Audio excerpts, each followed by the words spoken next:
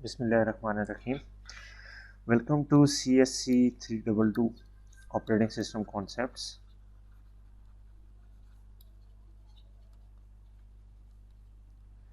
और आज का हमारा जो टॉपिक है वो है कि हम ये देखेंगे what is computer system.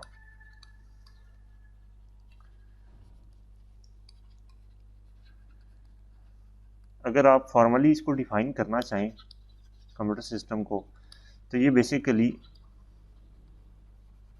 Combination of hardware, software and data है टू सॉल्व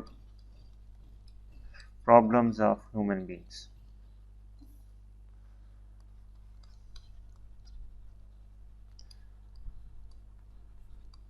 ठीक है, ये कंप्यूटर सिस्टम की बेसिक डेफिनेशन है कि कंप्यूटर सिस्टम एक कम्बिनेशन है हार्डवेयर का, सॉफ्टवेयर का और डाटा का, जो मिल के कि ह्यूमन बीइंग्स की जो प्रॉब्लम्स हैं उनको सॉल्व करते हैं।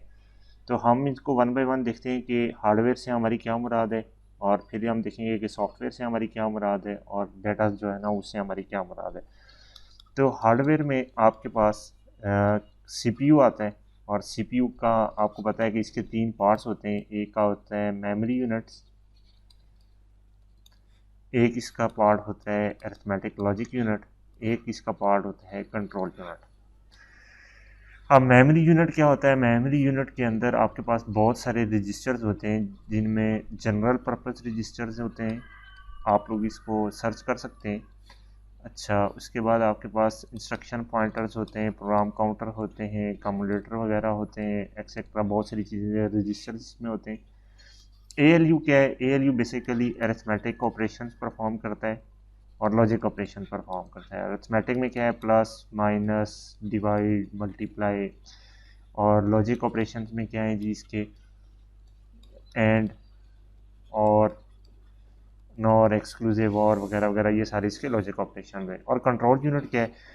कंट्रोल यूनिट बेसिकली ये डिसाइड करता है कि भाई किस टाइम पे लॉजिक ऑपरेशन परफॉर्म होना है, किस टाइम पे अरिथमेटिक ऑपरेशन परफॉर्म होना है, और कौन से रजिस्टर्स के ऊपर कौन सा ऑपरेशन परफॉर्म होना है। ये बेसिकली आपके पास इंस्ट्रक्शन सेट के मुताबिक, इंस्ट्रक्शन सेट जो भी प्रोसेसर का मैन्युफैक्चरर है वो आपको एक इंस्ट्रक्शन सेट प्रोवाइड करता है, जिसमें वो बताता है कि अगर फ़र्ज़ किया कि आपने 01010101 ये इस तरह से लिखा है, तो इसका मतलब है कि आप अरिथमेटिक ऑपरेशन परफॉर्म करने जा रहे हैं। और अगर आपने 00110011 इस तरह से कोई इंस्ट्रक्शन लिखी है, तो इसका मतलब है कि आप लॉजिक ऑपरेशन परफॉर्म करना चाह रहे हैं। या इस तरह से, मतलब उसने पूरा एक इंस्ट्रक्शन सेट आपको बना दिया होता है, और जो भी इंस्ट्रक्शन आती है वो बेसिकली इस कंट्रोल यूनिट के पास आती है। और इस इंस्ट्रक्शन की बेस पे कंट्रोल यूनिट मेमोरी यूनिट्स में से कुछ रजिस्टर्स को हाई या लो कर देता है, और अरिथमेटिक लॉजिक यूनिट्स में से कुछ सर्किट्स को इनेबल कर देता है, कुछ को डिसेबल कर देता है। तो ये सारा काम है CPU का, कि जब भी कोई इंस्ट्रक्शन आती है तो बेसिकली वो क्या करती है, इस इंस्ट्रक्शन सेट में से डिसाइड करती है कि कौन सा ऑपरेशन परफॉर्म होना है। और ये जो इंस्ट्रक्शन सेट है, इसमें जितनी भी बिट्स हैं, ये बिट्स डिसाइड करती हैं कि अरिथमेटिक लॉजिक यूनिट का कौन सा मैंने सर्किट ऑपरेशनल करना है, और मेमोरी यूनिट के कौन से रजिस्टर्स को मैंने हाई या लो करना है। अब नेक्स्ट हम आ जाते हैं सॉफ्टवेयर्स के ऊपर, कि कंप्यूटर सिस्टम में सॉफ्टवेयर्स क्या हैं। आप बचपन से पढ़ते हुए आ रहे हैं कि सॉफ्टवेयर क्या है? सेट ऑफ इंस्ट्रक्शंस है टू सॉल्व समथिंग, कि सॉफ्टवेयर में सेट ऑफ इंस्ट्रक्शंस होती है। और ये जो सेट ऑफ इंस्ट्रक्शंस हैं, इनको क्लासीफाई 2 कैटेगरीज में किया जाता है। एक होते हैं जी सिस्टम सॉफ्टवेयर, और एक आपको होते हैं एप्लीकेशन सॉफ्टवेयर। ये मतलब बड़ी बेसिक आप लोग ये चीज़ें पढ़ते हुए आ रहे हैं कि सिस्टम सॉफ्टवेयर हैं, एप्लीकेशन सॉफ्टवेयर हैं। और फिर सिस्टम सॉफ्टवेयर की जब भी आप बात करते हैं, तो आपको यही बताया जाता है कि भाई सिस्टम सॉफ्टवेयर में आपका ऑपरेटिंग सिस्टम है, डिवाइस ड्राइवर्स हैं, इसके अलावा आपका कंपाइलर वगैरह है, ये आपके सिस्टम सॉफ्टवेयर है। जबकि एप्लीकेशन सॉफ्टवेयर की जब भी हम बात करते हैं, तो इसके अंदर आपके जितने भी अदर देन सिस्टम सॉफ्टवेयर हैं, जैसे कि MS ऑफिस है, अच्छा वर्ड तो MS ऑफिस का पार्ट ही हो गया, जिस तरह ब्राउज़र हो गए आपके, फ़ोटो एडिटर्स वगैरह हो गए, ये सारे के सारे आपके क्या हैं, एप्लीकेशन सॉफ्टवेयर हैं। और इस तरह के बेतहाशाएँ हर एक काम को करने के लिए in fact many types of software available है। अब यूज़र क्या करता है, यूज़र हमेशा किसी न किसी एप्लीकेशन सॉफ्टवेयर को एक टाइम पे यूज़ कर रहा होता है। जिस तरह अभी मैं आपके सामने माइक्रोसॉफ्ट व्हाइट बोर्ड को यूज़ कर रहा हूँ, ये मेरा क्या है, एक एप्लीकेशन सॉफ्टवेयर है। अब ये एप्लीकेशन सॉफ्टवेयर क्या करता है कि ये किसी न किसी सिस्टम सॉफ्टवेयर को कॉल कर रहा होता है जब भी आप इसे यूज़ कर रहे हैं। और इस केस में क्या है, आप माइक्रोसॉफ्ट व्हाइट बोर्ड जो मैं यूज़ कर रहा हूँ, तो ये ऑपरेटिंग सिस्टम को कॉल कर रहा है कि उससे बता रहा है कि भाई इस टाइम पे मैं कुछ इनपुट कर रहा हूँ, इस टाइम पे मैं कुछ आउटपुट कर रहा हूँ, मैं अभी क्या अभी ये सारा कुछ स्क्रीन पे लिख रहा हूँ तो ये आपको नज़र आ रहा है, मैं अगर क्लियर कैनवस कर दूंगा तो ये सब कुछ रिमूव हो जाएगा। तो ये डील करता है ऑपरेटिंग सिस्टम के साथ। तो ये जो जितने भी आपके पास हैं सिस्टम सॉफ्टवेयर, ये बेसिकली किसके साथ डील करते हैं, ये आपके हार्डवेयर के साथ। ये सिस्टम सॉफ्टवेयर बेसिकली एक लेयर बना देते हैं हार्डवेयर और एप्लीकेशन सॉफ्टवेयर के बीच में, कि यूज़र ताकि हार्डवेयर के साथ इजीली इंटरेक्ट कर सके। तो अगर आप इसको इस फॉर्म में देखें कि भाई ये एक यूज़र था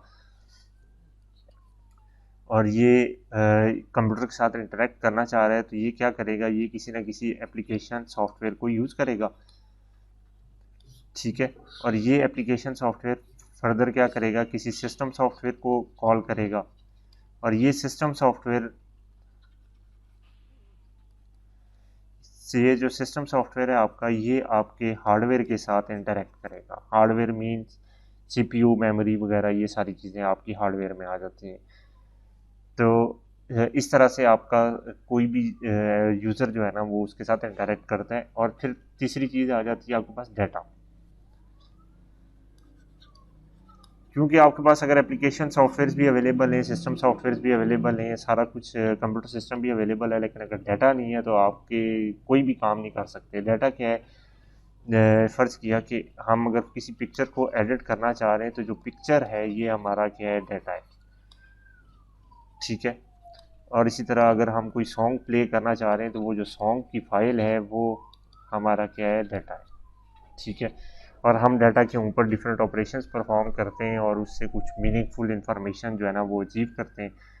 तो ये तीसरी चीज़ होगी, डाटा।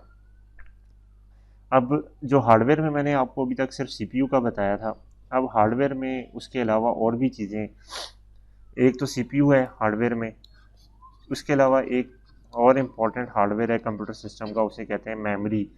और मेमोरी आपकी मल्टीपल टाइप्स की होती है, जैसे कि hard disk, RAM, cache, registers, ये सारी आपकी डिफरेंट टाइप की मेमोरी है। इसमें से कैशे और रजिस्टर्स हमारे इस कोर्स के अंदर हम इनको शायद कम ही देखेंगे, क्योंकि ये बेसिकली ज़्यादा लिंक करता है सीपीयू के साथ। जबकि हार्डवेयर, हार्ड डिस्क और रैम जो है ना, ये ऑपरेटिंग सिस्टम का इसके साथ बहुत ज़्यादा इंटरेक्शन रहेगा। तो हमने इस कोर्स के अंदर ज़्यादातर फोकस जो है ना हार्ड डिस्क और रैम के ऊपर ही करना है जब भी हम मेमोरी की बात करेंगे। तो अब इन दोनों में डिफरेंस क्या है, हार्ड डिस्क का एडवांटेज आपको मिलता है कि इसकी स्टोरेज ज़्यादा है, अच्छा, उसके अलावा ये चीप होती है। लेकिन इसका जो डिसएडवांटेज है वो क्या है आपके पास, कि ये लो स्पीड है, या इसकी स्पीड स्लो है, या स्लो स्पीड है। जबकि रैम का अगर आप चले जाएं, तो रैम के दो डिसएडवांटेज हैं, कि ये कॉस्टली है और उसके अलावा इसमें लेस स्टोरेज है। जबकि इसका एडवांटेज क्या है, कि ये हाई स्पीड होती है, ये इसका एडवांटेज है। जबकि ये दोनों इसके एडवांटेजेस थे और ये इसका डिसएडवांटेज था, जबकि ये दोनों इसके डिसएडवांटेज हैं और ये इसका एडवांटेज है। आपने जब भी अपने किसी कंप्यूटर में रैम देखी होगी, तो वो हमेशा कुछ जीबीज़ के अंदर होती है, जैसे कि 4 GB होगी, 8 हो गई, 16 होगी, 32 होगी, इस तरह से मतलब कुछ जीबीज़ में होती है। और जब ये आप हार्ड डिस्क की बात करते हैं, वो भी शायद 512 GB होगी, या 1 TB होगी, या 2 TB होगी, या 4 TB होगी, मतलब इस तरह से वो टेराबाइट्स में बात चली जाती है। तो आप देखें कि हार्ड डिस्क की स्पेस बहुत ज़्यादा है, जबकि रैम की स्पेस जो है ना वो बहुत कम है। लेकिन रैम की स्पीड जो है वो बहुत ज़्यादा है, जबकि हार्ड डिस्क की स्पीड बहुत कम है एज़ कम्पेयर टू रैम। अच्छा, उसके अलावा आपके पास कैशे और रजिस्टर्स हैं। कैशे आपके रैम से ज़्यादा फास्ट होते हैं, लेकिन ये कॉस्टली होती है, इसलिए आपके पास कैशे के अंदर जो मेमोरी है वो शायद अभी तक मैक्सिमम 12 MB है लेवल 3 कैशे के अंदर। जबकि रजिस्टर तो आपके कुछ बाइट्स के होते हैं, जैसे कि अगर 32 बिट सिस्टम है तो एक रजिस्टर की लोके जो मेमोरी है वो 4 बाइट का एक रजिस्टर होगा, और अगर 64 बिट का सिस्टम है तो 8 बाइट का एक रजिस्टर आपका वहाँ पे लगा हुआ होगा। तो ये मेमोरी से रिलेटेड ट्रेड ऑफ थे। और उसके अलावा एक ये है कि रैम आपकी वोलेटाइल है, इस चीज़ का आपको पता ही है खैर, कि रैम आपकी वोलेटाइल मेमोरी है, जबकि हार्ड डिस्क आपकी नॉन वोलेटाइल मेमोरी है। ठीक है, तो वोलेटाइल मेमोरी कौन सी होती है कि जिस टाइम पे पावर ऑफ हुई तो इसके अंदर जो भी डाटा था वो फिनिश हो गया। जबकि नॉन वोलेटाइल कौन सी है कि जिस टाइम पे पावर ऑफ हुई तो इसके अंदर जो डाटा अवेलेबल था वो स्टिल अवेलेबल रहेगा, वो ज़ाया नहीं होगा। तो ये भी एक नॉन वोलेटाइल होना मेमोरी का एक एडवांटेज है।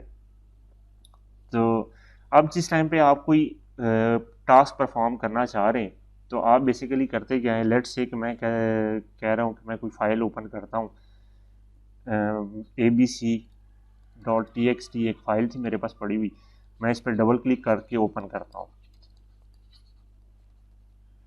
तो जब मैं इसको ओपन करूँगा तो क्या होगा कि एक txt फाइल है, एक एप्लीकेशन का प्रोसेस जिसे आप कहते हैं नोटपैड, ये रैम के अंदर लोड होगा।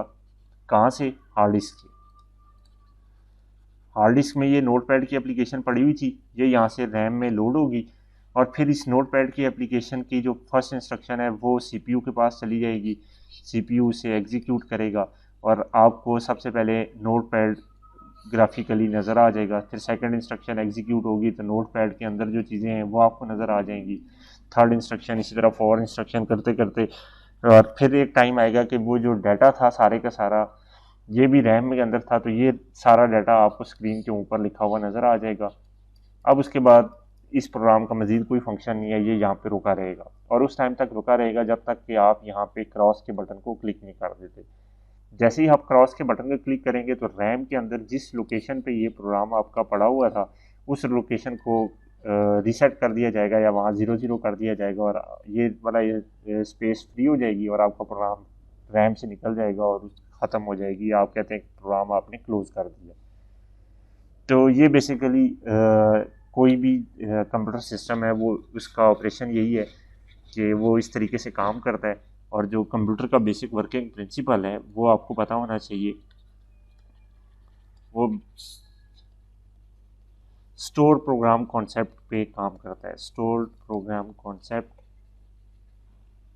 ये कंप्यूटर का बेसिक वर्किंग प्रिंसिपल है, यानी जो भी प्रोग्राम आपका मेमोरी के अंदर अवेलेबल था सीपीयू उसको एग्जीक्यूट करेगा और अपना जो भी सीपीयू का रिजल्ट होगा वो मेमोरी में वापस आ जाएगा।